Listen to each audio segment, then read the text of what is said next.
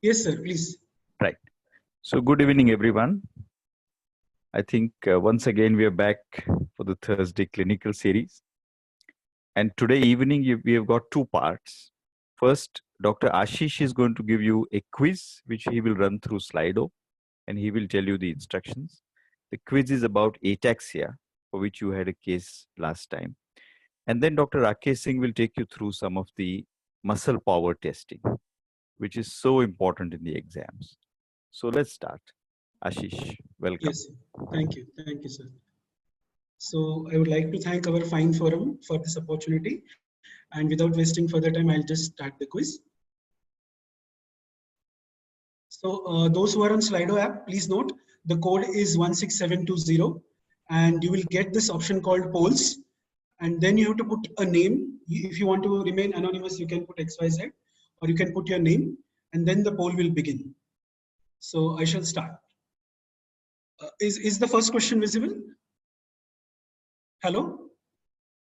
Yeah, yes, please go ahead. Yeah. So the first question is, what is the size and weight of the cerebellum in proportion to cerebrum? And what percent of total brain neurons cerebellum is comprised of? Option A, cerebellum is 1/10 of cerebrum and 80% of the total brain neurons are in cerebellum. Option 2, half the size and 50% of the neurons. Option C, 1/5 and 30% neurons. And option D, 1/20th and 20% of the neurons. So there is a single best answer. Please choose one. The time is around 20 seconds.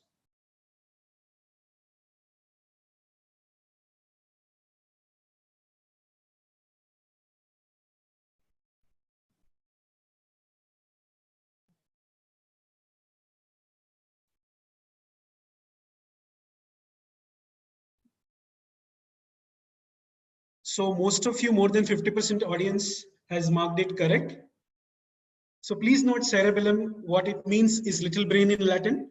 It is approximately 1/10 in size and weight of the cerebrum. The total brain neurons are around 100 billion, and the cerebellum is a machine with tightly packed with lot of neurons. Around 80% of them are in cerebellum. And in terms of surface area, it is 75% of that of cerebral cortex. So we can imagine how powerful the cerebellum is, though it is named as little brain. So the next question, what is not true or what is false about flocculonodular lobe or the vestibulocerebellum? Option A, it receives inputs, vestibular inputs from ipsilateral vestibular nerve and vestibular nuclei. Option B, it receives visual inputs from midbrain and visual cortex. Option C, it has got a unique feature that it sends output directly to vestibular nuclei, bypassing the deep nuclei. And option D, that medial vestibulocerebellum controls eye pursuit and eye and head coordination movements, and the flocculus lateral part controls the axial musculature. So please choose the best option.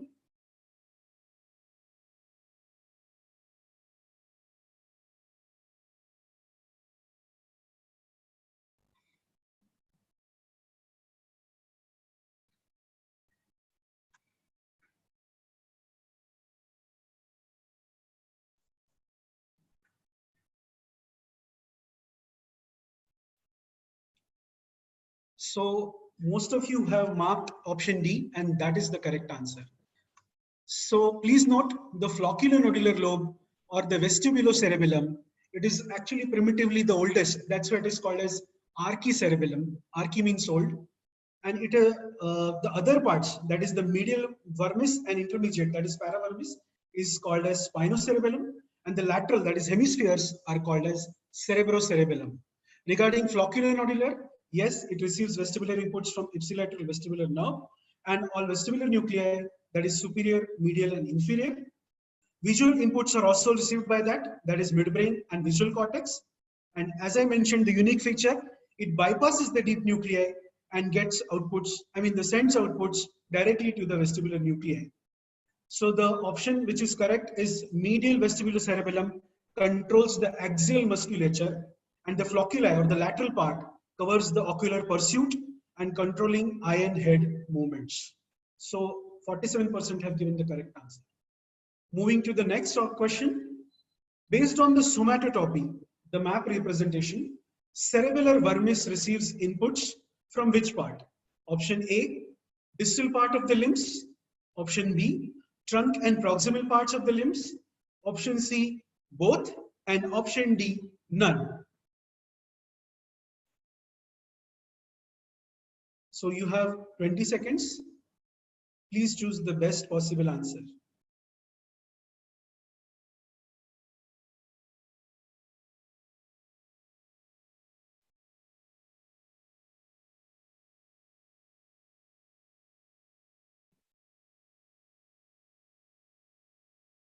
Okay, 76% have given the correct answer, that is trunk and proximal portions. Nice. So Rakesh sir had told me that all the students are very intelligent. Keep the level little tougher. I think you all know everything. So the somatotopic mapping, the vermis gets inputs from trunk and the proximal portions, and the intermediate and paravermis, that is the paravermis, receives inputs from the distal portion. I think these diagram students should note, or they may refer later in the YouTube version. I remember in my DNB paper, the first question was on cerebellum, and I was trying to remember what diagram I should draw. And in DNB, there is no option that if you know the second question, you can opt for writing second first. You have to write all questions in order. So if you see the midline, that is vermis part receives trunk and the proximal portions. It is not pictorially depicted here, but if you see the intermediate or paravermin part, that is showing the distal portions marking here, right? So we'll move to next. What characteristic oculometer finding aids in differentiating spinocerebellar ataxia type 6 from other spinocerebellar ataxia? Option A, paucity of gaze-evoked nystagmus. Option B, perverted downbeat nystagmus. Option C, fixation square wave jerks or oscillations or ocular flutter. And option D, pendular nystagmus. So you have 20 seconds.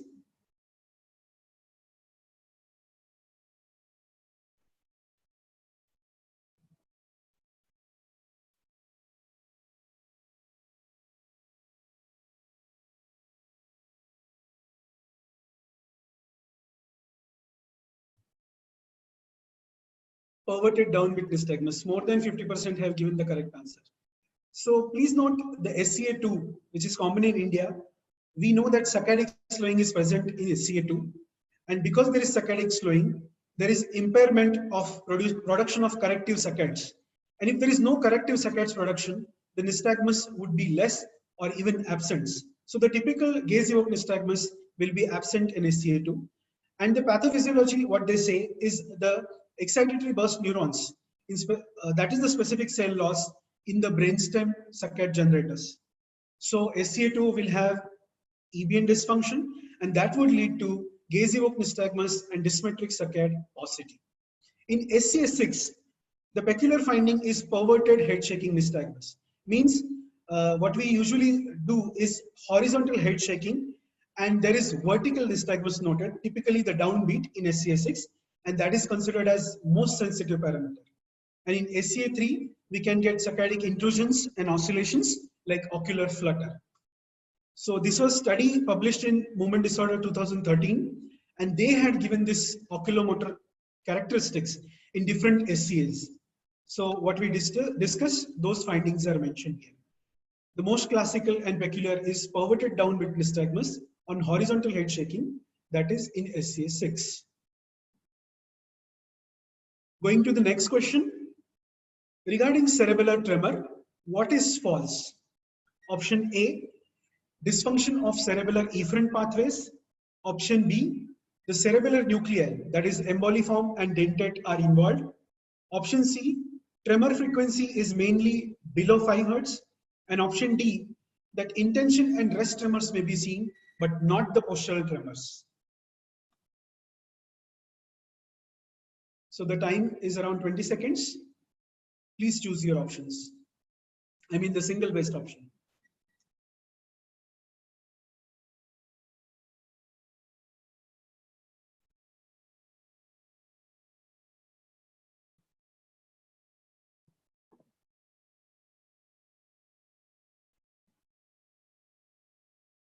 Yes, it was actually the word game rather than the mind game, and a lot of you have chosen correct option.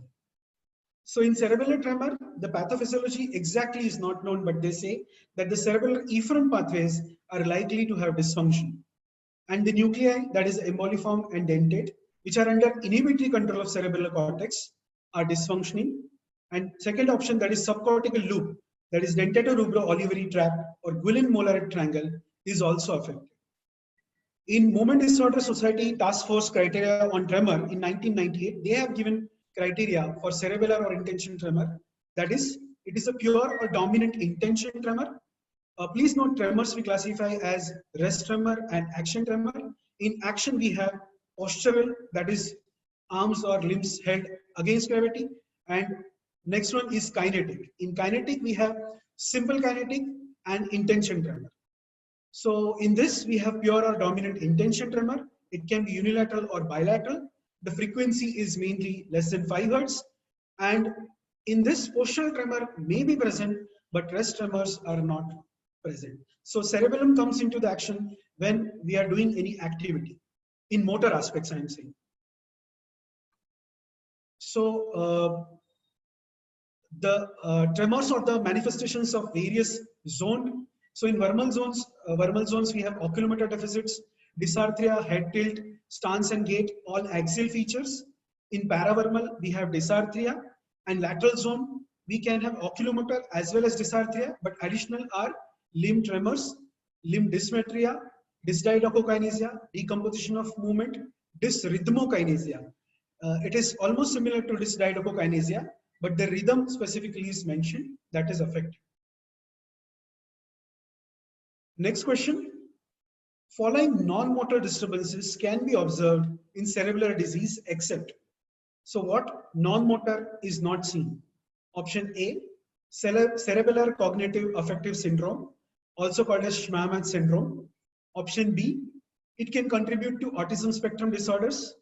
Option C, it can have abnormal vasomotor response to voluntary movements like pupillary dilatation, facial flushing, hyperventilation, or bradycardia. Or option D, dysdiadochokinesia. So the time starts now.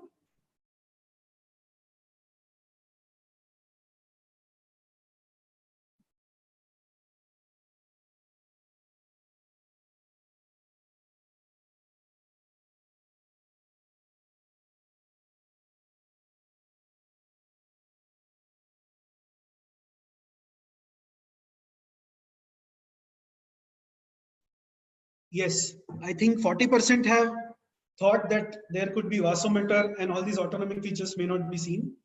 But yes, the correct answer is dysdiadochokinesia because that is a motor phenomenon. The alternate rapid movements are affected. That is the dysdiadochokinesia. And this term, dysdiadochokinesia, is my screen visible? Hello? Hello, Mansi ji? Yes, tell me. Yeah. So the term dysdiadochokinesia was given by Babinski, Joseph Babinski, the famous neurologist whose Babinski sign or plantar reflex we elicit in day-to-day life. So if you see the role of cerebellum in cognition and emotion, the non-motor aspects like autism spectrum disorders, the role has been described. Other thing, in lot of cerebellar ataxias, there can be neuropsychiatric features like distractibility, hyperactivity, obsessive compulsive behavior, anxiety, depression, aggressive behavior, hallucinations, lack of empathy, and avoidant behavior.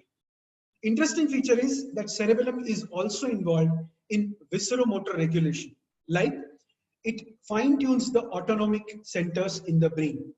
And because of dysfunction, cerebellar dysfunction, we can see abnormal vasomotor features like pupillary dilatation, facial flushing and hyperventilation, and bradycardia. So during examination, these subtle findings we should also try to examine and find out. So other neuropsychiatric symptoms, if we see in attention, there is distractibility, hyperactivity, as I said, compulsive behavior as a positive symptom. Negative symptom can be obsessional behavior, difficulty in shifting attention, In emotion, as I said, impulsiveness, agitation. In negative, there is anhedonia, depression, and dysphoria. In social skill, again, there is aggression and irritability. And in negative, there can be difficulty in social interactions. In psychosis, illogical thinking, hallucination, blunt emotions. And as I said, there can be autism spectrum disorder also. Next question, I think this should be very easy. What's the likely diagnosis based on clinico-radiological correlation? This is a 9-year-old male having hypotonia, ataxia, breathing abnormalities. I'm stressing on breathing abnormalities, developmental delay. Patient is having stable course. And in neuroexamination, there is moderate intellectual impairment or mental retardation, gait ataxia, oculomotor apraxia, nystagmus, strabismus, and stereotypies. Also note that systemic findings like nephronophthisis, chorioretinal coloboma, and mild increase in transaminase level is also seen. And in family history, yes, the patient is affected and his sister is also affected, second sister. So what are the possibilities? Option A, Joubert syndrome. Option B, Dandy-Walker malformation. Option C, ataxia telangiectasia. Option D, cerebral tendinous xanthomatosis. So your time starts now. You have 20 seconds.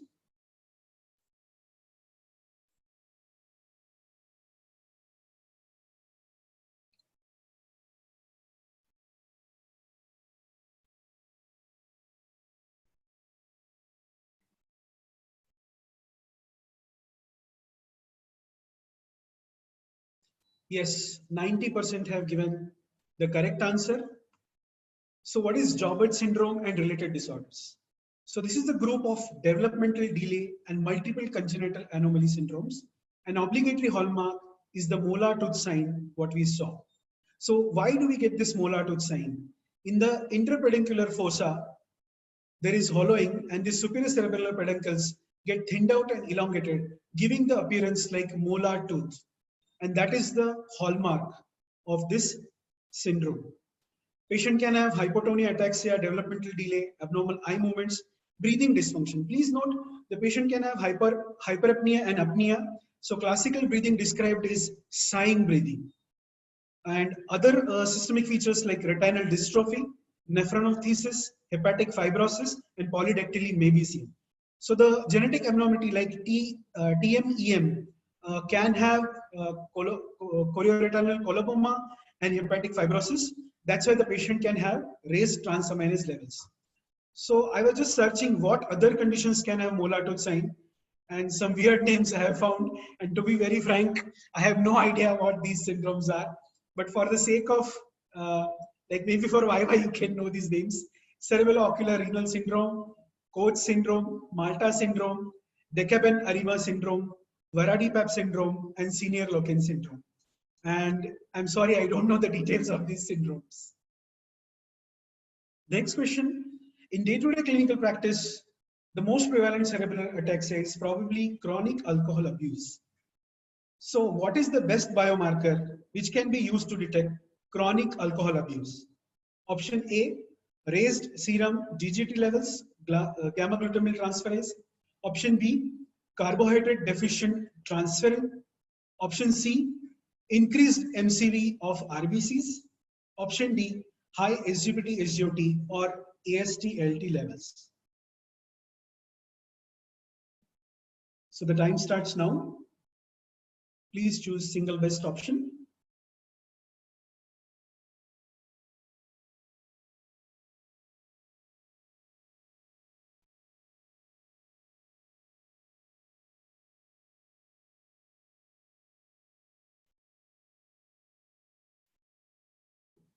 Okay, so this was a little tricky thing.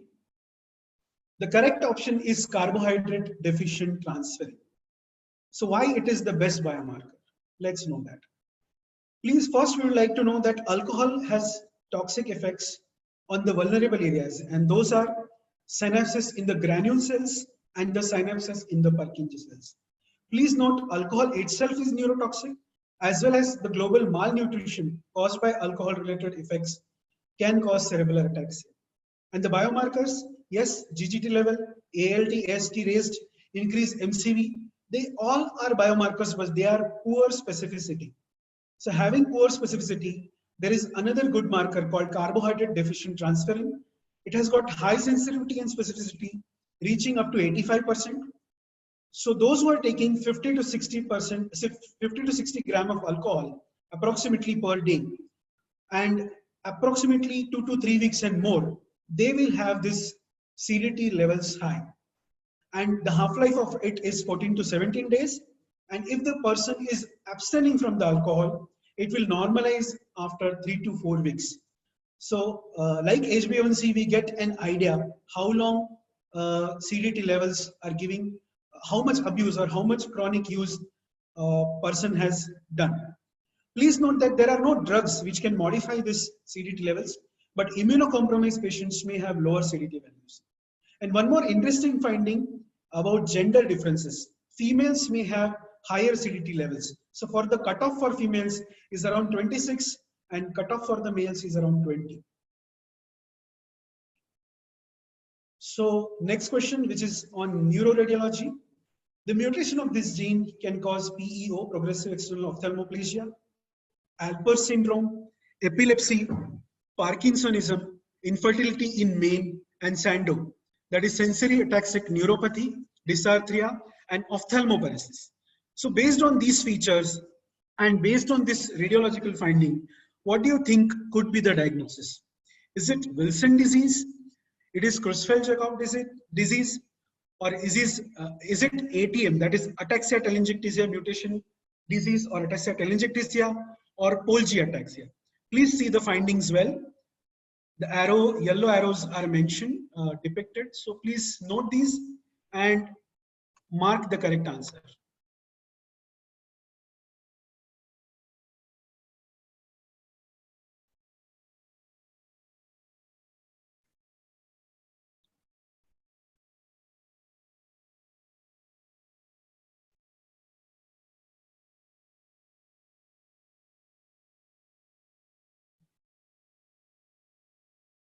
Yes, the correct answer is Polge ataxia. I think the clues you would have gotten are PEO and Sandow.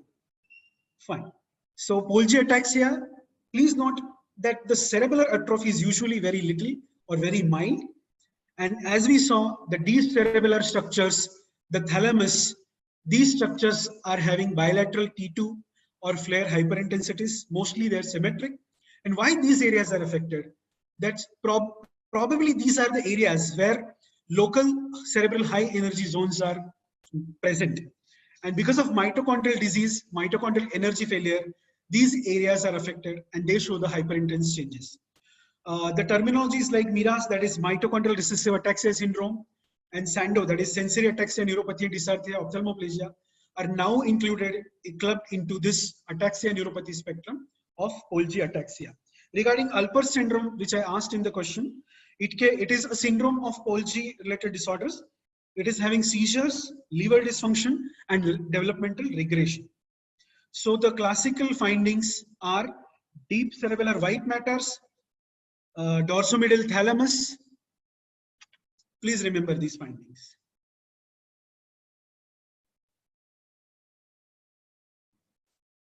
Next question. So this is a 14-year-old male. He's having movement disorder, mental decline, gait disturbance for last 4 years. That is since age 10. He's got abnormal postures of neck and limbs, means the dystonia. And there are some episodes where he has generalized atonia with no loss of consciousness, but it is triggered by laughing. Patient is also having vertical supranuclear gaze palsy, and patient is having splenomegaly. So let's see the video. Is the video visible?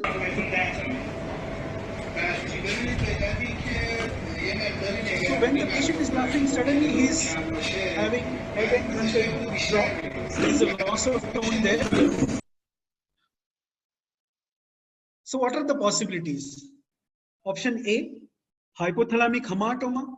Option B, Niemann-Pick type C disease. Option C, chorioacanthocytosis. Option D, Kufor-Rakab disease. So based on these findings and the video, please choose your options.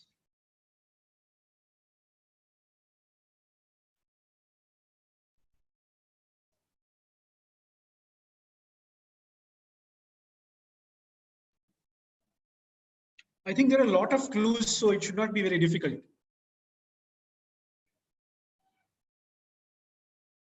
Great. 69% have given correct answer, that is Niemann-Pick C. So Niemann-Pick C is a disease where there is accumulation of cholesterol and glycosphingolipids in the brain and other organs. Patient will have organomegaly in the form of splenomegaly and hepatomegaly. Neurological findings are ataxia, vertical supranuclear gaze palsy, dystonia. There can be myoclonus, gelastic cataplexy, the phenomenon where patient will have atonia or hypotonia in head and neck, as we saw in the video, and it is triggered by laughing. That's why the name gelastic. So other features can be epilepsy, cognitive decline. The genes commonly are 95% have NPC1 and 5% can have NPC2. Lab investigations we can do is plasma chitotriosidase levels or oxysterol levels. There is a Philippine test where the skin biopsy based fibroblast staining and immunofluorescence staining can give peculiar picture. That is Philippine test. And the disease modifying drug, that is miglustat, is used to halt or prevent the progression of this disease. So please note that this is a lysosomal storage disorder, and this cataplexy is considered to be REM sleep paralysis. It is seen in almost 50% of the patients of Niemann-Pick C. And the classical features like splenomegaly, vertical supranuclear gaze palsy, and cataplexy should give you the hint that we are dealing with Niemann-Pick C. One more thing is, in adolescent age group and adult age group, as the disease is progressing, this cataplexy feature regresses or reduces. And some people say that tricyclic antidepressants could be used to treat this cataplexy episodes. Why this cataplexy occurs? They say that in hypothalamus, the hypocretin levels, the cells of those which are producing hypocretin, they reduce because of this lipid storage in the brain. Moving to the next question, I think this should be easy as well. Ataxic patient having history of arthralgia, weight loss, abdominal pain, diarrhea, steatorrhea, and following clinical findings shown in the video, which I will show now.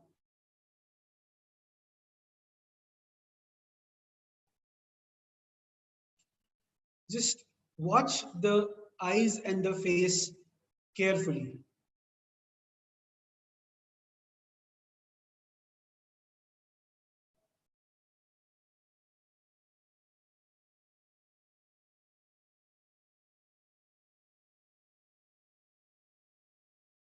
So what could be this disease?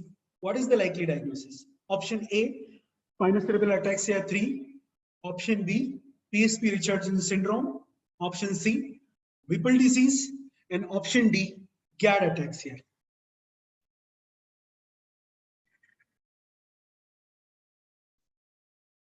The time has started.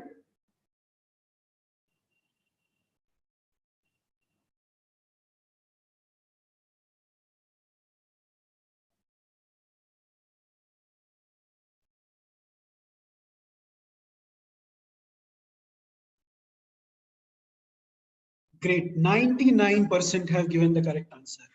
I think there were a lot of clues and the video was very classical, the pathognomonic finding. So Whipple disease is caused by a gram-positive, non-acid fast, pass-positive bacillus, that is Tropharema whippeli. And this disease will have 4 cardinal features: arthralgia, which is typically a migratory in nature, diarrhea, abdominal pain, and weight loss. So GI features are also very common. These joint symptoms, GI symptoms, they typically precede other manifestations. Neurologically, patient can have cognitive dysfunction, cerebellar disease, ataxia, myoclonus, hemiparesis, peripheral neuropathy, and seizures. And the classic feature what we saw is oculomasticatory myarrhythmia. It is a rhythmic, slow, convergent, divergent eye movements, and there is concurrent jaw or facial movements also seen. Sometimes patient can have even skeletal involvement, which are concurrent with these movements, like proximal and distal portions can have concurrent movement. In that case, it will be called as oculofacial skeletal myarrhythmia. And what are the treatment options? Ceftriaxone, penicillin, and if allergic to these, meropenem can be used. One more thing, in maintenance phase, patient can be treated with Septran, that is cotrimoxazole, doxycycline, and the happening drug, what we have heard during COVID times, even HCQ has been mentioned in the treatment of Whipple's disease. Next question. Which part of cerebellar atrophy could be related to non-motor feature like depression and emotional lability? Option A, anterior lobules. Option B, posterior lobules. Option C, both. Option D, none. So we know there are non-motor features are very common, and that is the area of interest nowadays. So please choose the correct option. Time has started.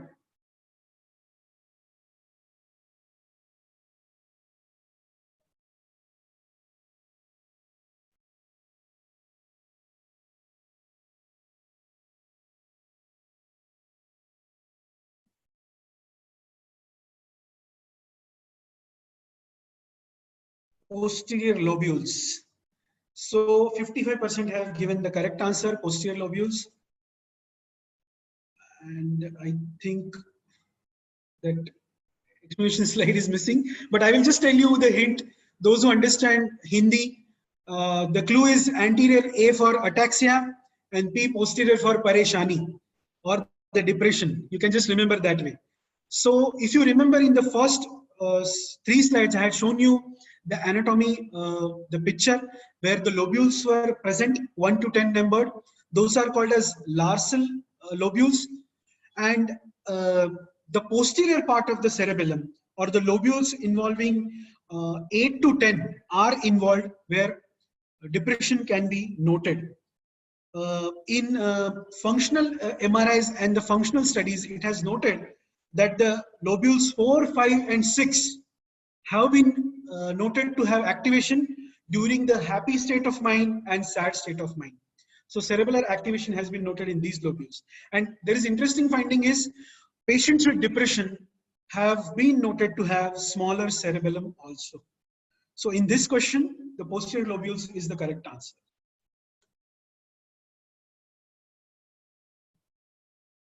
Next, the onconeural antibody associated with paraneoplastic cerebellar degeneration, which can cause, these are very classical features, laryngospasm, jaw dystonia, and opsoclonus.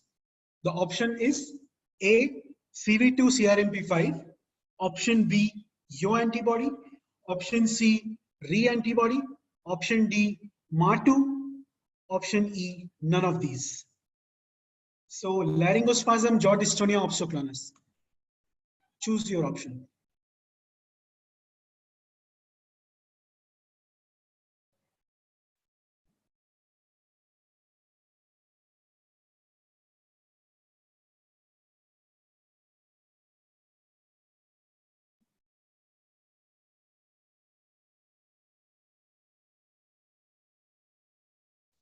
Okay, maybe some confusing minds now.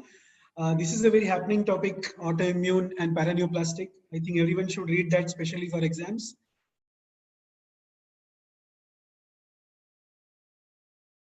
So the correct option is Re antibody. Please note the jaw dystonia and laryngospasm, that is the classical feature in Re antibody. Yo usually does not have non-cerebellar features. CV2-CRMP5 usually has chorea. It can have ileomis-like features, uveitis, retinitis, and limbic encephalitis. And MA2 has classical features which are related to sleep, like narcolepsy, and it can also have Parkinsonian features. So this slide I would keep for the future reference, and it will be available on YouTube.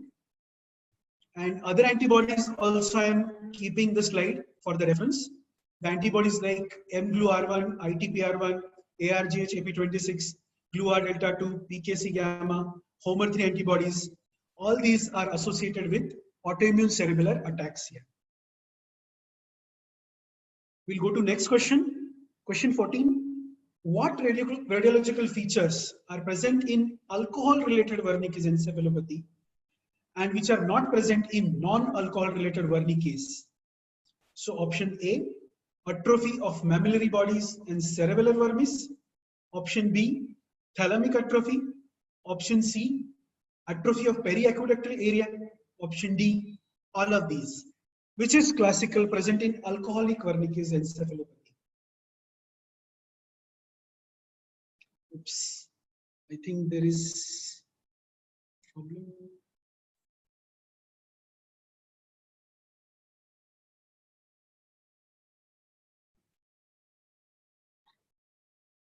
I think this question, Mansi ji, Yes, Ashish. am I Hello? audible? Yes, yes, you are. You are. I think there is a problem in the Slido. Mansi ji, Yeah, yeah, tell me. hello? Yes, I can hear you. Hello? Yes, tell me. Mansi ji? Devashish we sir. can hear you. Ashish, we can hear you. Your slides are also moving. Am I audible? I need some help in this. You are audible, Ashish. Sir, I think he is not able to hear us. Let me just call. Yeah. Ashish, we can hear you. Please go ahead. Dr. Mansi? Yeah, Ashish, please. Dr. Devashish? Yeah, you are audible. Please go ahead. Rakesh sir? Ashish, don't please know. go ahead. Please pardon me for a second. Yeah, sure. Okay, the screen sharing got disturbed.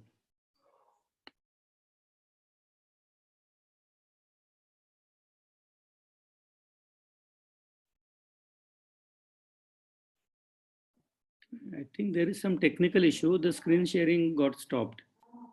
Okay. Kindly wait for 5 minutes till the quiz starts again. Mansi ji? Yes, Ashish. Ashish. Dr. Devashish? Yes, Ashish. Please go ahead. Ashish, please go ahead. Dr. Devashish? Yes, please go ahead, Rakesh Ashish. sir? Dr. Devashish. Ashish Yeah, is not able to hear us. Wait, I'm calling him. Hello? Yeah, I will just call him on phone.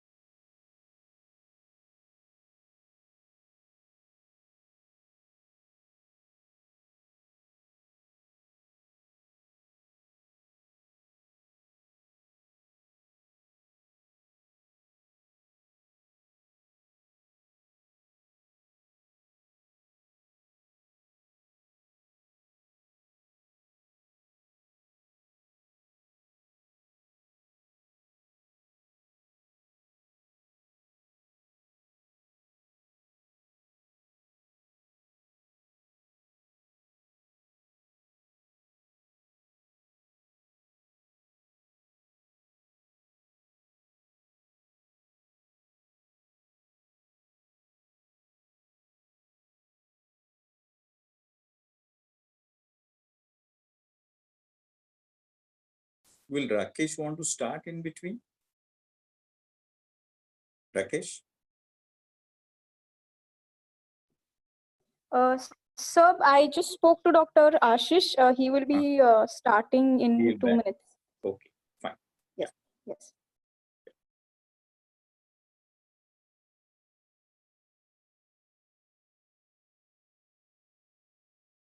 He faced an issue with the Slido app. I believe it wouldn't take the next question. Okay, yeah. So it's sorted out. Yeah, he started. I asked him to skip Yeah. that question. Oh, lovely. Okay. Dr. Ashish, can you hear us? No, actually, I'm just trying to call him. I think Yeah. the 13th was done. Yeah, sure, Ashish. Please go ahead. Can you hear me? Still, no, Yeah, he yes, still can't please. hear us. He still can't hear us.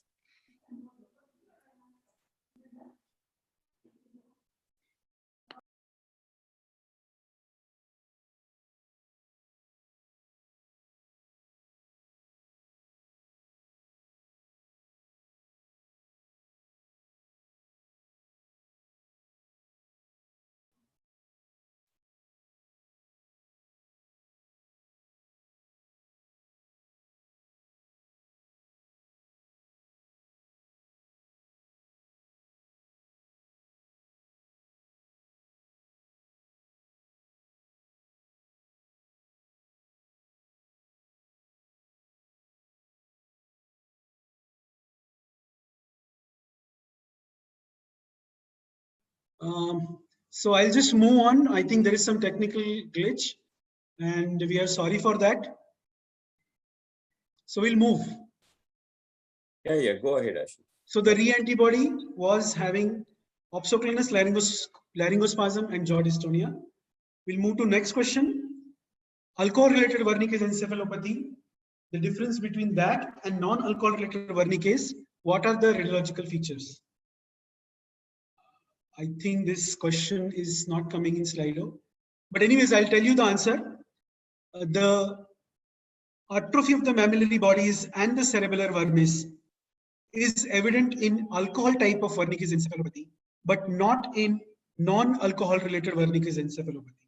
One more thing is the Korsakoff syndrome is also more common with alcohol related Wernicke's rather than other non-alcohol related Wernicke's encephalopathy. So what are the features? The triad, alcohol, so you can remember GOA, G for global confusion, O for ophthalmoplasia, A for ataxia.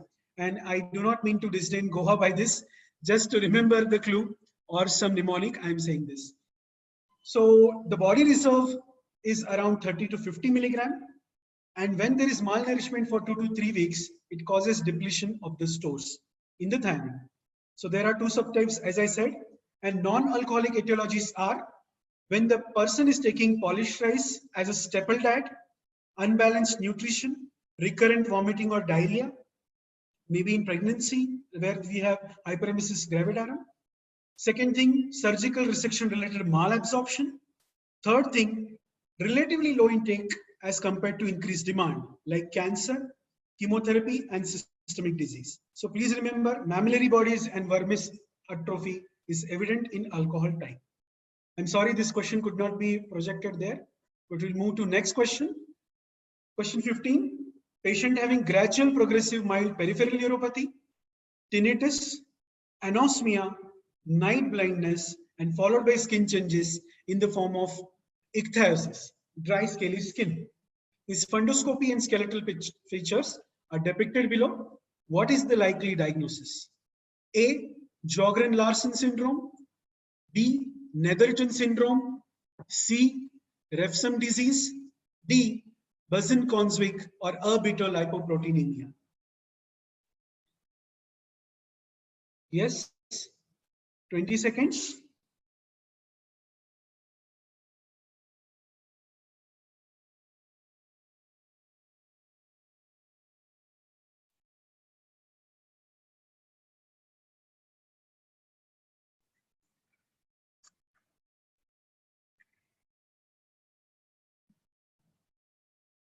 Okay, so 68% have given the correct answer. Refsum's disease. So Refsum's disease is usually seen in adolescents with deteriorating vision due to retinitis pigmentosa, coming with night blindness and anosmia. Please note, anosmia is seen in Refsum disease as well as B12 deficiency also. Sensory neural hearing loss, ataxia, peripheral neuropathy, dry scaly skin ichthyosis, and cardiac conduction defects. This is having one peculiar finding called as albuminocytological dissociation, where proteins will be high without increase in cells. And treatment is phytol containing or phytanic related food should be stopped. That is meat and fats from the ruminating animals, baked goods containing animal fats, and dairy products. So the dietary intake of phytanic acid related food should be less than 10 milligram per day. And it is a lifelong therapy. Next question. This is also, I think, easy. Patient having history of cataract, ataxia, spastic paraparesis, seizures, psychiatric problems, and clinical finding as shown in the picture. I think I can point to those findings. So what is the diagnosis and treatment? Option A, gluten ataxia, and he should be tried on gluten-free diet. Option B, GAD-associated ataxia and can be treated with IVIG. Option C, CTX treated with chenodeoxycholic acid, or option D, CTX treated with cholestanol. So get ready. I hope the picture was very well noted.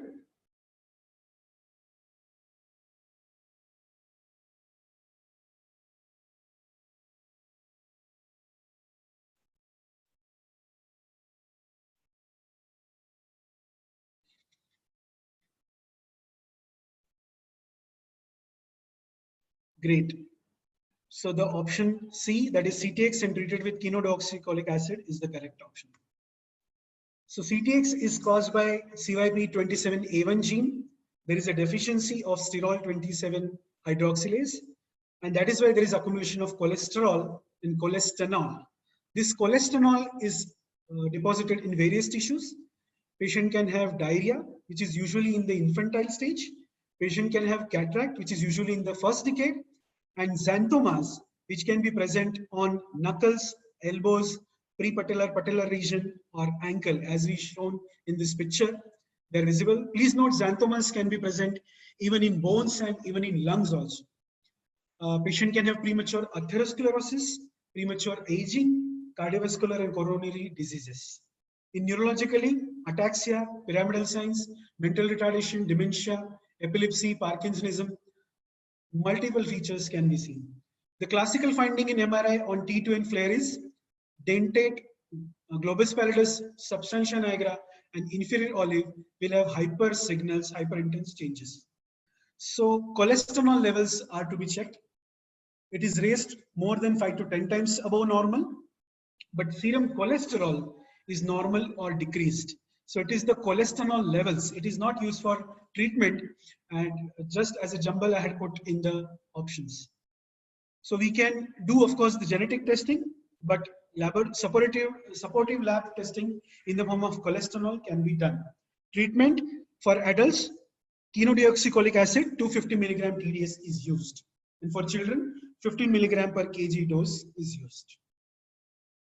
Next question, match the following. So here you can choose and click multiple options which you find correct. Option 1, episodic ataxia lasting seconds to minutes with persistent myokymia.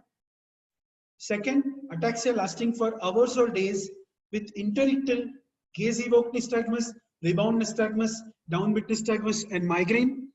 Third option is ataxia lasting 10 to 30 minutes with tinnitus, vertigo, and interictal myokymia. So what do you think, which episodic ataxia matches these, whether it is 2, 3, or 1? So I know the options are complicated, but something with persistent myokymia, second, something having gaze evoked rebound and downbeat nystagmus with migraine, and something lasting for 10 to 30 minutes. What do you think? Episodic ataxia 1, 2, 3. I know the options are a little complicated, but I hope students will be able to mark. Okay. So option 1, EA1, option 2, EA2 is right. I think Slido is not able to show the third one, but yes. So where we have seconds to minutes with persistent myokymia, The myochymia which can be seen interictally also and during episode also is EA1. The episodic ataxia lasting for hours to days with interictal downbeat nystagmus, rebound nystagmus with migraine is episodic ataxia 2, and one with 10 to 30 minutes with only interictal myochymia having tinnitus and vertigo is episodic ataxia 3. Great. So this is the table, and please note that acetazolamide response has been there in episodic ataxia 1, episodic ataxia 5, episodic ataxia 6, and there is a response to 4-aminopyridine noted in episodic ataxia 2. So in treatable options, these things we should know, and for the reference, I am keeping this table here. Okay, again back to anatomy. Which is the largest cerebellar peduncle?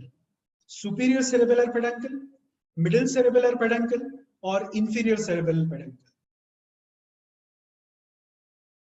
So I think this should have only 15 seconds.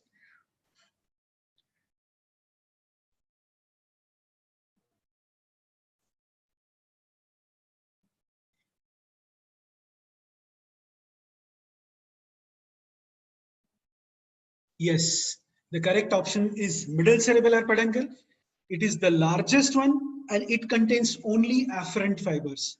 And where are these afferent fibers coming from? They are coming from contralateral pontine nuclei. So it is almost exclusively only pontocerebellar fibers. So this table is depicting cerebellar afferents involving inferior cerebellar peduncle, middle cerebral peduncle, superior cerebellar peduncle, and efferents, that is inferior and superior. Middle is only afferent. So this again can you can refer again in YouTube recording. For the want of time, I am not going in all these details. So the next question, which of the following CAG repeat SCAs progress most quickly? The quickest first, and which order? So option A, SCA1, then SCA3, and then SCA2. Option B, SCA3, then 2, then 1. Option C, SCA1, 2, and 3. And option D, SCA2, 1, and 3. Which is the quicker in progression in SCA1, 2, and 3? So these are the options, and you have 20 seconds.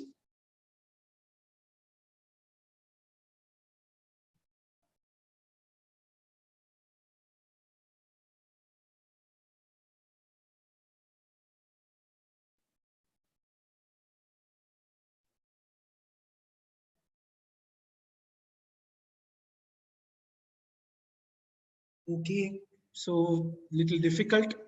The correct option is SCA1, 3, and 2. So CAG repeat SCAs have different rates of progression, but SCA1 progresses most quickly, followed by 3 and 2. And in CAG repeats, the SCA6, which is considered as so-called pure cerebellar ataxia, has got slowest progression among these subtypes. This is from the Continuum, August 2019. Okay, we'll move to next question. DBS for ataxia. I mean, this is not the FDA approved indication, but as the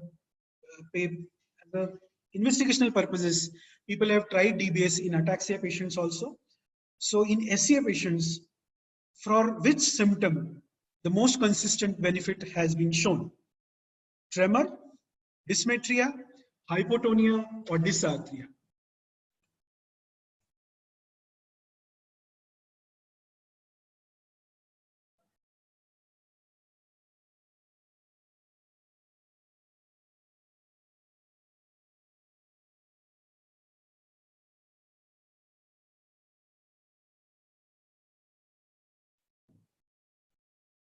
Yes. So good guess. The tremor is the option. Please note that the Wim thalamus is the target usually, or the FDA approved target is Wim thalamus for essential tremor. And DBS has been the study done where the DBS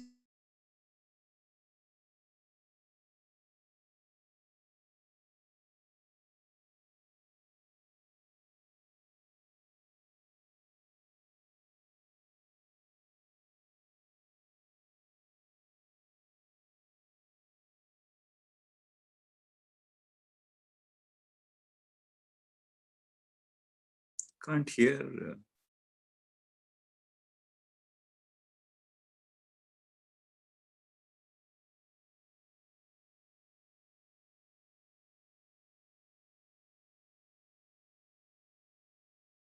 Rakesh, can you hear Ashish? I cannot hear him, sir. We can't hear him. But I think that was the last question. Actually, it's He has got disconnected. Yeah, that was last question actually. actually. Yeah, Dr. Ashish has got disconnected. He's not even in the meeting right now. Yeah. Rakesh sir, that was the last question. Ah, that was the last question. Yeah. Actually 9:40. What do you want to do? Do a few, Rakesh? Yes, I'll show few. A few of them. Yeah. Okay, so we wait for Ashish to come back or we go ahead? I'm Mansi, sorry. Is he coming What- back? Should I call Dr. Ashish? Sir, am I audible? Yeah, you're audible. Yeah. Actually, I think there was connection issue. What slide? At what point I missed, sir? 20. You did the 20th. Last 20 was question. done. 20 was Yeah. done. Yeah. Okay, I'm sorry for these technical issues. Please forgive me. No, Is don't it worry. moving now? Yeah, go ahead. Okay. So regarding cerebellar sign isometric ataxia, what is true? Is it a rhythmic phenomenon like isometric tremor? Option B, it shows varying pressure during forceful contraction. Option C, it is an inability to maintain constant force during skill task. Option D, it can be seen in the first hours after MCA stroke. And option E, there is no such sign, but a good figment of imagination. So you have 25 seconds.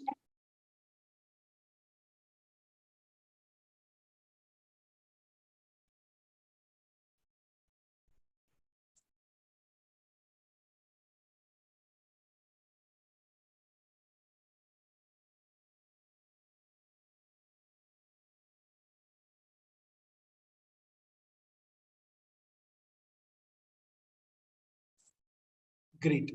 So it is an inability to maintain constant forces during skill tasks. That is the correct answer. So when we use hand finger or the index finger and the thumb, just imagine when you are holding the needle or the paper pin and you are using it for the sensory examination, for the prick examination, how lightly you will prick the patient or touch the patient using that tip of the pin. And same pin, if you are using for attaching the bundle of, let's say, bundle of 10 papers, what amount of force will you use? The force is different.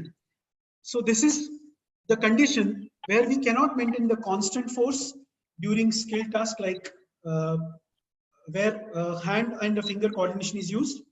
How do we examine?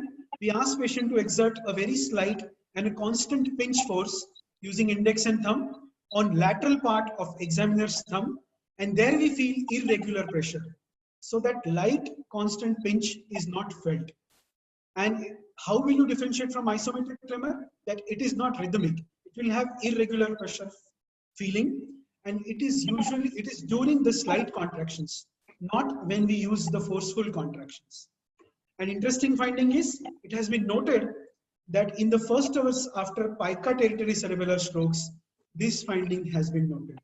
I hope this was something new, or maybe you all must be knowing this. So this question, how would you rate today's quiz? Good, interesting, B, bad, more toxic than ataxic questions. C, okay, kind, but would like to read more about ataxia. Sorry for the spelling mistake. And option D, please ban Dr. Ashish and we will contribute for the legal action. Oh, you actually want to put it to vote, Ashish? I think the fourth option. Maybe we should open fine account and people would contribute. I'm sorry for the technical issues. Please pardon me. No. It was an excellent quiz, Ashish. I don't know.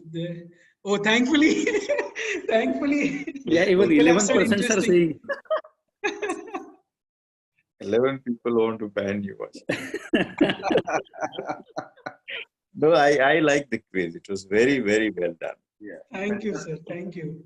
Devashish, you want to tell the winner? Sir, actually, Ashish will only know the winner because Oh, Slido, Ashish will know he will have so got the Ashish control. will- But I'll check, sir. I think it should be there in the. It comes automatically. Pops automatically. Yeah, it pops up with a lot of flowers and everything. It comes. Yeah, but I didn't get that. Okay, I think you check and tell, because people will be keen to know who's done well. I'm sorry, sir. It is not showing actually. Maybe we can start with Rakesh, and if you can find it, you tell. Okay. Yeah, good. Okay, sir. Thank you, everyone. Excellent. Thanks a lot. Very well Thank done. you very much. So actually, we are a little ahead of. We are running a little late. It's 9:45. So Rakesh, you want to do a few and Yeah, I'll show a few muscles and okay, 15 minutes and we'll go then. Yeah. Sure, sir. Right. So Rakesh, you all know, and I think Rakesh has done in the book Clinical What did we call the book? Neurology Simplified. Yeah. Rakesh has a CD of muscle testing. So he's been at it for quite a while, and he's going to tell you a little about some muscle testing. So Rakesh. Yes.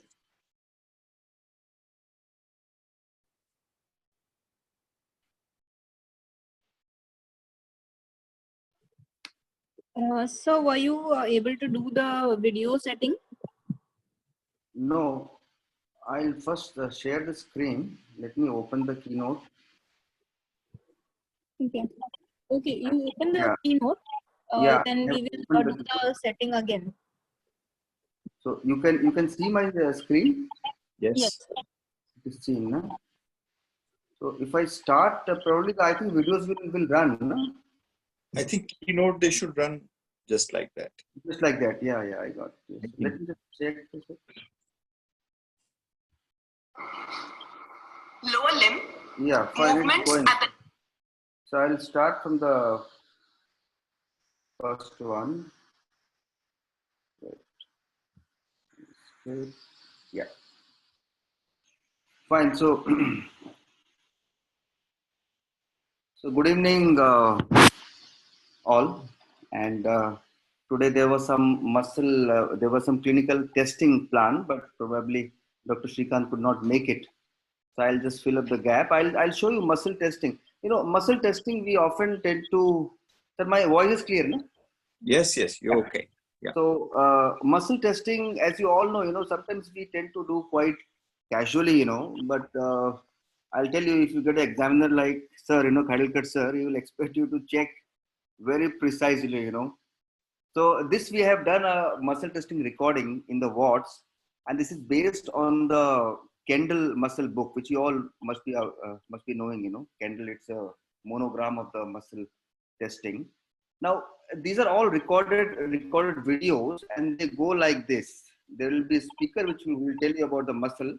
That's basically from where it starts, its nerve supply, insertion, what is the action of the muscle, then what kind of fixation, when you want to actually test the muscle, what kind of fixations are needed, then how to actually test the muscle, and how and where to put the pressure to resist the muscle action. They're all very important: fixation, actual testing, and where to put the resistance. So just listen to the videos very, very carefully, and it is all basically explanatory. And we have taken lower limb muscles today. So this will just tell you the movements. lower limb movements at the hip joint, flexion, extension, abduction, adduction, lateral rotation, medial rotation. Okay, so these are the very basic movements at the hip joint. These are 6 movements at the hip joint which occurs. Now let us take hip flexors. Hip flexors are basically a group of muscles. Iliopsoas is what we know very commonly. There are other muscles, there is psoas major, there is sartorius, tensor fasciae lata. Now, when you are checking hip flexors as a group, you don't have to flex the full thigh totally. You have to only lift it just by few inches, and that will check the hip flexors as a whole group. But if you are told to check iliopsoas in actual isolation, then you have to do a full flexion of the hip. Iliopsoas cannot be graded if you have not done a full flexion of the hip joint. Then you can also check psoas major in isolation, and the sartorius and tensor fasciae lata. So next few videos will show you how to check the hip flexors. So let's go ahead. Flexors of the hip. Iliopsoas, comprised of the iliacus and the psoas major, sartorius, rectus femoris, and tensor fasciae lata. Of these, the last three are actually two joint muscles also acting at the knee joint. Iliopsoas, origin of the iliacus from the iliac fossa, and of the psoas major from the transverse process of lumbar vertebrae and the sacrum. Insertion of both muscles is on the lesser trochanter of femur and just below it. Nerve supply of the iliacus, the femoral nerve from L2 and L3. Of the psoas major from the lumbar plexus from L2 and L3. Action, hip flexion. Also, lateral rotation of the hip. Position, sitting upright with knees bent over the edge of the cot. The patient should hold on to the cot to prevent leaning backwards. Supine position is preferable if the patient cannot sit due to weakness of the truncal muscles. To test for iliopsoas in sitting position, conduct full flexion at the hip joint with resistance applied at the thigh and counter pressure on the anterior shoulder. To test the hip flexors as a group, partial flexion at the hip joint, that is, lifting the thigh only by a few inches against pressure that is applied on the thigh. For iliopsoas in supine position,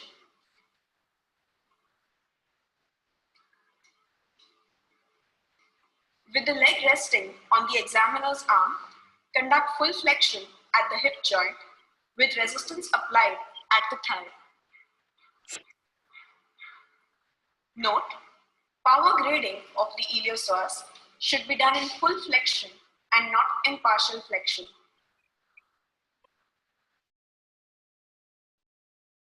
Okay, so that was your... Sir, I would suggest that you select that optimize, because your video is sort of, it's breaking as in it's not playing fluently. Okay, so I'll select the optimized video. Where is that option? So I will tell you. So just let your screen be as it is. Just stop sharing. Stop sharing. Okay. And click on share screen once, the green button. And you will get a white window where you have a blue share button. Wait. So I have to first stop sharing. No? So your screen has stopped sharing. You have to click the green button of share. Where is that? I'm not seeing it. I'll enter the full screen. Wait. So sorry. Can you come again? That green button. No? Green button of share screen. Share screen. Okay. And then there is one blue button of share. Besides that, on the left hand side. Blue button. Okay. After clicking the green button. No. So I'll now share the screen. Desktop. Oh no, sir. We need to check that optimize screen sharing for video clip. You have desktop. So just below the desktop, just come down. You will have share computer sound and optimize screen sharing for video clip. Okay. First, I will do the share screening. Yes, green button share screen. I've done that. There is a optimize, share, compute yes. sound, and optimize. Both of them. Yes, both of them. Okay. And now do the share. Oh, Blue one. yeah. This one. Oh, it is asking password.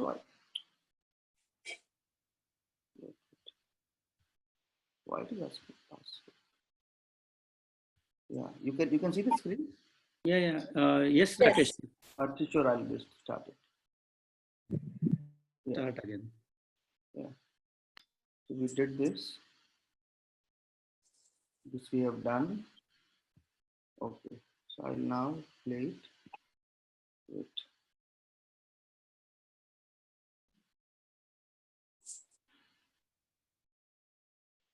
You can see it. Yes, Yes. sir. Psoas major. This muscle can also be checked in isolation. Position, supine, fixation. Fix the opposite iliac crest with the knee extended. To test, hip flexion with slight lateral rotation and abduction, with pressure being applied against the distal leg in the opposite direction. Note, as the psoas major is a deep muscle, it cannot be seen during the test. Okay. Sartorius. Origin, anterior superior iliac spine. Insertion, proximal tibia, medial surface. Flexion, lateral rotation, and abduction, all in the flexed knee. This is unlike the psoas major, which works similarly, but in position of extended knee. The action of the sartorius is also to flex the knee. Position, supine. Test, flexion of the hip with lateral rotation and abduction in the flexed knee. Counter pressure is applied at the lower thigh in the direction of hip extension and adduction, and at the distal leg to counter the lateral rotation. The belly of the muscle may be seen. So you saw that psoas major and sartorius are basically same, except that while checking sartorius, you have to flex the knee because it's a double joint muscle. Otherwise, it's the same thing. You can see these videos repeatedly in the YouTube, and that will give you more idea. I know these are little difficult muscles to check. I'll show you. Now this is important muscle, tensor fasciae lata. Just see this. Tensor fasciae lata. Origin, iliac crest. Insertion, iliotibial tract of the fascia lata. Nerve supply, superior gluteal nerve from L4, L5, and S1. Action, hip flexion, abduction, and medial rotation. It tenses the fascia lata, which can readily be seen as a dimple along the lateral thigh, especially in case of pyramidal lesions. Action of the tensor fascia lata also includes extension of the knee. Position, supine. Test, with the knee extended, hip flexion in slight abduction and medial rotation. Counter pressure is applied at the distal leg in the direction of extension and adduction. Avoid resisting the component of medial rotation. So basically, if you see among all the hip flexors, it is only the tensor fasciae lata which causes a medial hip movement, rotation. Otherwise, all are in the lateral rotation. So you have to place the limb accordingly. When you are precisely checking these muscles. Now, let us come to hip abductors. Now, hip abductor, it's a very, very strong muscle, gluteus medius and gluteus minimus. Gluteus medius has two fibers, anterior and the posterior fibers. And now they both carry clinical importance. Anterior fibers of gluteus medius are medial rotators, and the posterior fibers, they will partially extend the hip and then actually abduct, and they cause a lateral rotation. Now it is very important, because if you check the hip abductors as a group, even in a patient of L5 root lesion, despite having significant muscle weakness, the power may appear to be normal. So you have to check only the posterior fibers to pick up early weakness of the gluteus medius. And I'll show you this.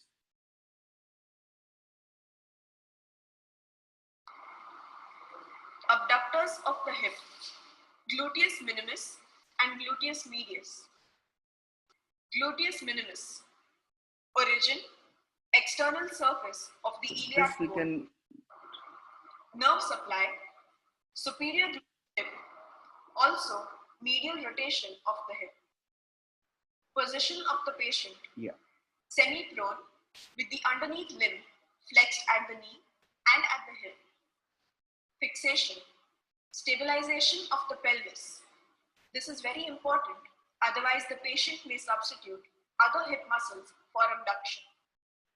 To test, abduct the limb without any limb rotation, with pressure being applied over the distal leg. So this was gluteus minimus. Gluteus medius, origin, external surface of the iliac, S1. Action, abductor of the hip. The anterior fibers medially rotate the hip, while the posterior fibers laterally rotate it.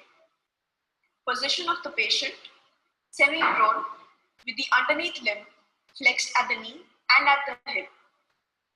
Fixation, stabilization of the pelvis. To test for the entire gluteus medius, the same test as for minimus is carried out. This will test both the anterior and the posterior fibers.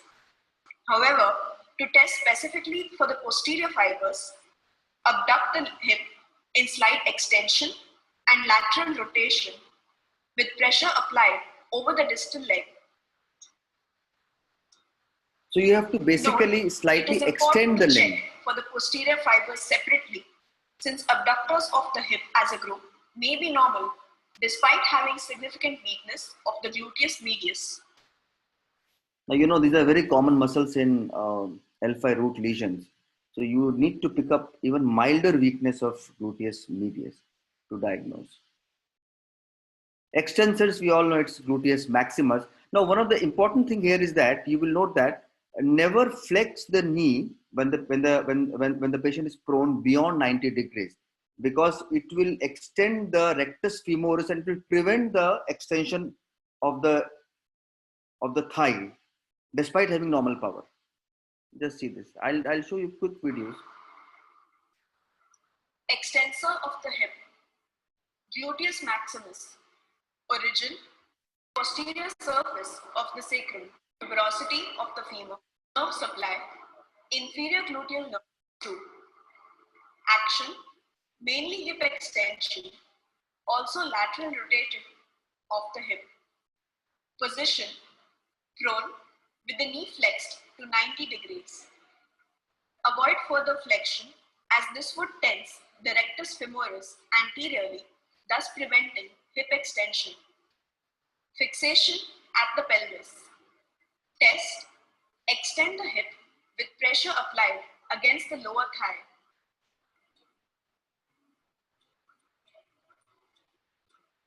Note, in case of weakness of the gluteus maximus, during Gower's maneuver, the patient is found to try and climb up using the arms. So this is the most common muscle getting weaker in patient of Duchenne, and patient tends to climb because of extensor weakness. Adductors are always checked as a group, and you know, just see this method how it is ideally checked. Adductors of the hip, pectineus, adductor magnus, gracilis, longus. All 5 of these origin, superior of the femur, nerve supply, obturator nerve from L2, action, hip adduction, and medial rotation. Position, semi-prone, with the limb to be tested resting against the mattress. Knee extended. Fixation, hold the upper leg in abduction. Test, lift the lower leg against resistance applied at the lower thigh without any rotation, flexion, or So you flexors saw of the this is the ideal method of, described method of checking the power of the adductor muscles. Rakesh, there is a question for you. Yeah. Can hip adductors be graded? Somebody is So asking this a way, question. yes, sir. So this, if we check in this manner, it can be graded. Otherwise, it is you have to only guess the grading, either 3, 4 like that. But if you check this way, it can be precisely graded. Correct. Yeah. Now, lateral rotators. Remember, lateral rotators you can be asked to check, but here, just see this quickly. lateral rotators of the hip, piriformis, quadratus femoris, and obturator externus muscles is again done as a group. Position, sitting upright, with the legs hanging and the patient holding on to the edge of the bed for stability. Fixation, not required as the weight of the body is enough to fixate the thigh on the bed. Test. The patient laterally rotates the leg, that is, moves the leg in an inward arc. Pressure is applied with one hand on the lateral thigh and the other on the distal leg in an effort to rotate the thigh medially. So you got this. I mean, if you are checking the lateral rotation at the hip joint with the patient being seated, you have to move the leg inwards, and that will move the hip joint laterally, and then you have to basically resist it. And it is reverse for patient of medial rotators. I'll just show you the. Enough to fixate the thigh on the bed. An outward arc. So there will be outward Pressure is movement will applied cause a medial with one rotation, hand on the medial thigh and you have to do. and the other hand on the distal leg in an effort to rotate the thigh laterally. Yeah. So don't do it very vigorously because it puts pressure on the hip joint. But this is the way you have to check the lateral and the medial rotators. Knee extensors, we know it's quadriceps femoris, rectus femoris, and there are 3 vasti. And there is nothing much in the muscle examination here. I'll just show you quickly. Extensors of distal intertrochanteric line holding on to the bed. It's that the patient is using the rectus femoris component more efficiently than the others. So if you Also, see the patient, medial if you see the patient leaning backwards while extending the knee, it gives you a hint that probably he is using one component of quadriceps more vigorously than the others. But that's fine. I mean, quadriceps checking is nothing more in that. Now, this is important. If you are told to check knee flexors. Rakesh, can I make a point? Yes, can sir. I make a point? Yes, sir. I think the knee extensor is such a strong group of muscles that mild weakness often goes unnoticed. I mean, it's such a strong muscle that you may continue to feel that it's power grade 5 even when it starts getting affected. So don't be fooled by that fact. It's a very strong muscle.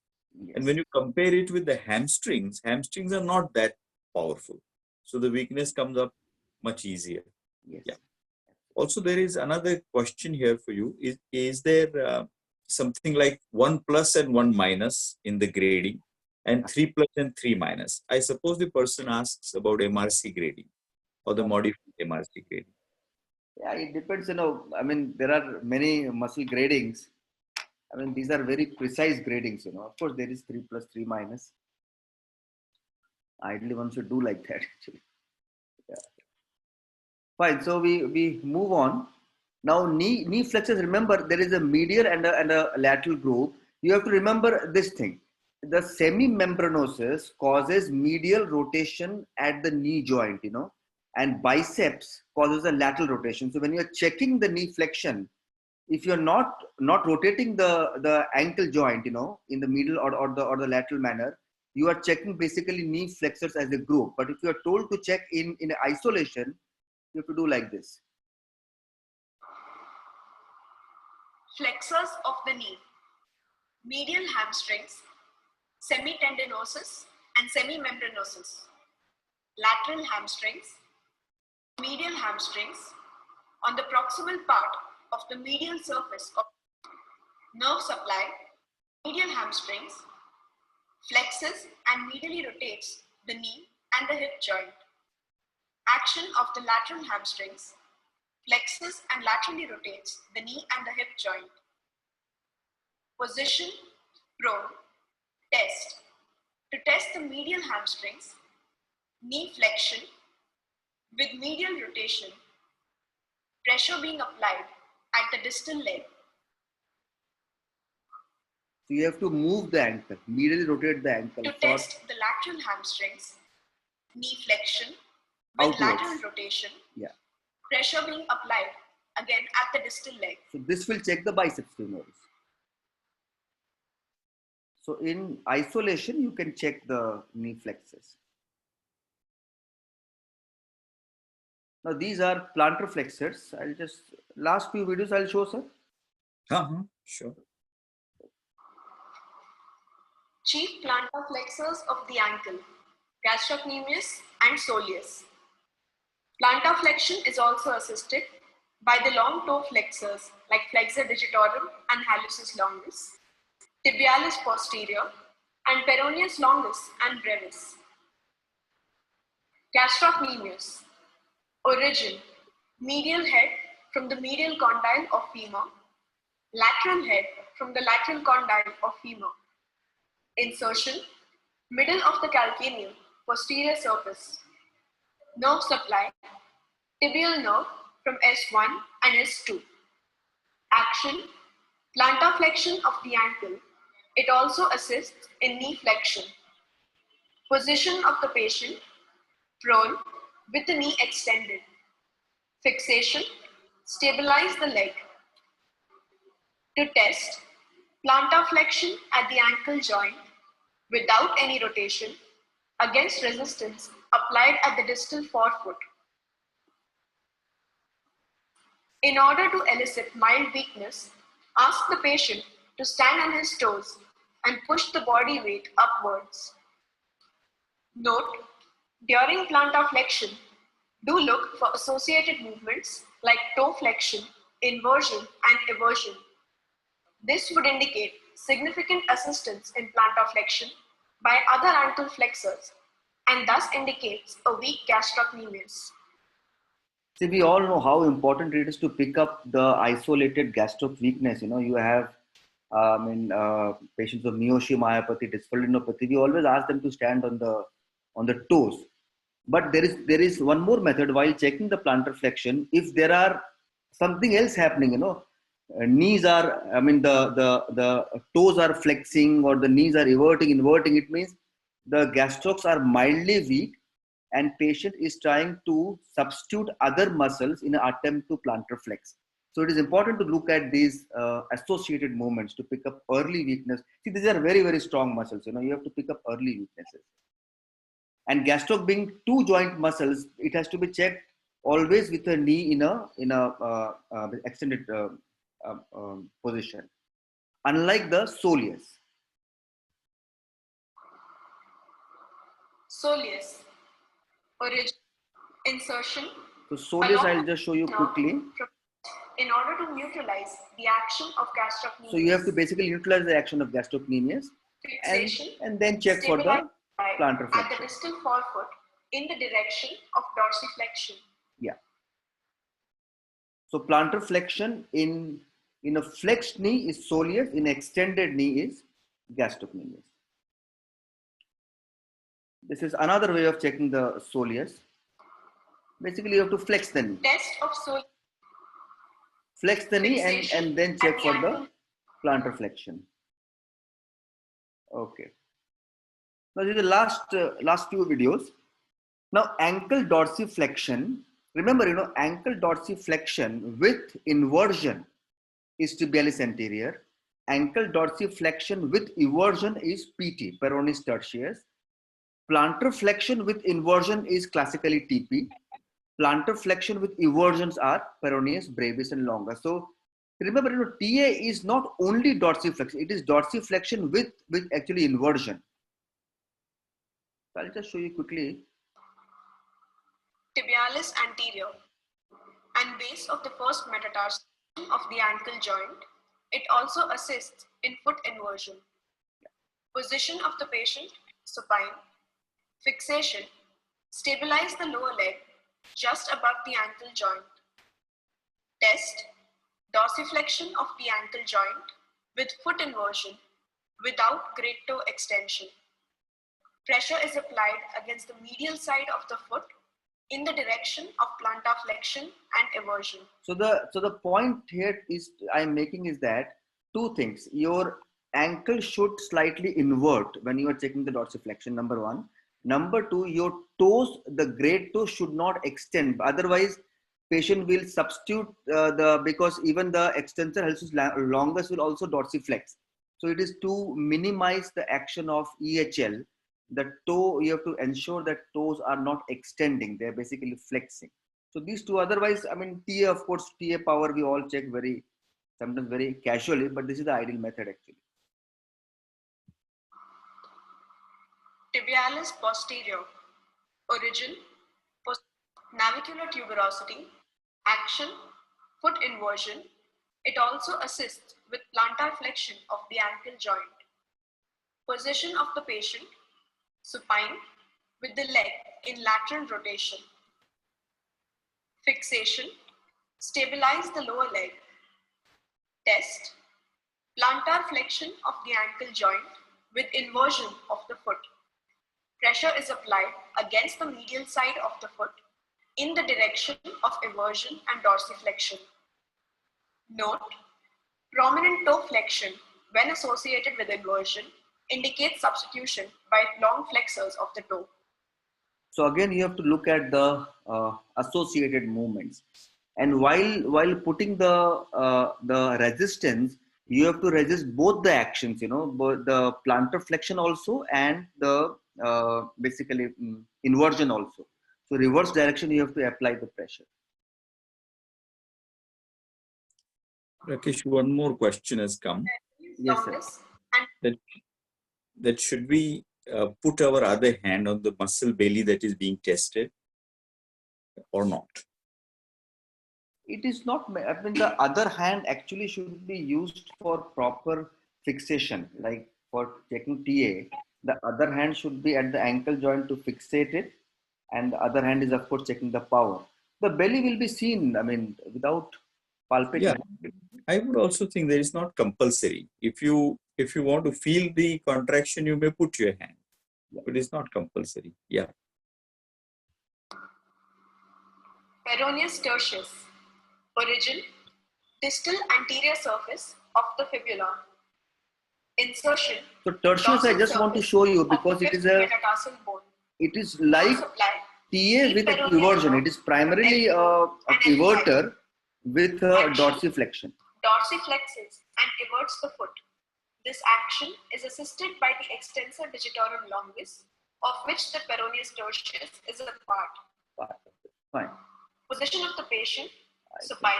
Nothing more in this. Fixation. So somebody had asked a question, why should the foot be inverted while dorsiflexion is checked? And the answer is here, that when you invert and dorsiflex, you're testing different muscles. When you evert and dorsiflex, you're testing different muscles. Yeah. Exactly, sir. I mean, TA is classically dorsiflexor, but it actually acts best when the foot is slightly inverted. Correct. Yeah. I think I'm through with the lower limb video, sir. I think Lovely.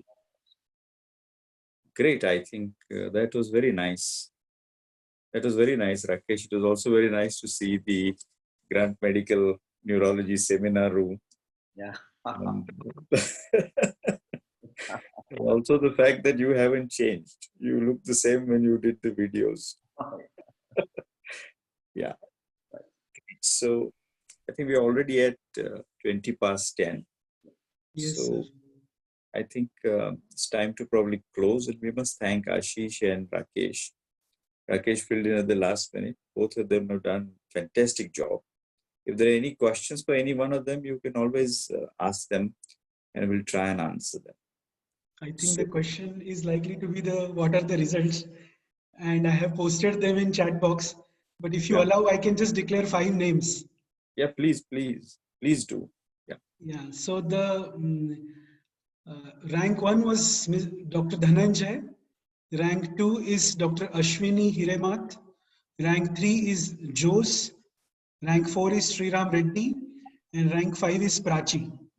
And in chat box, I have put all the top 10 winners. Oh, lovely. So congratulations to all.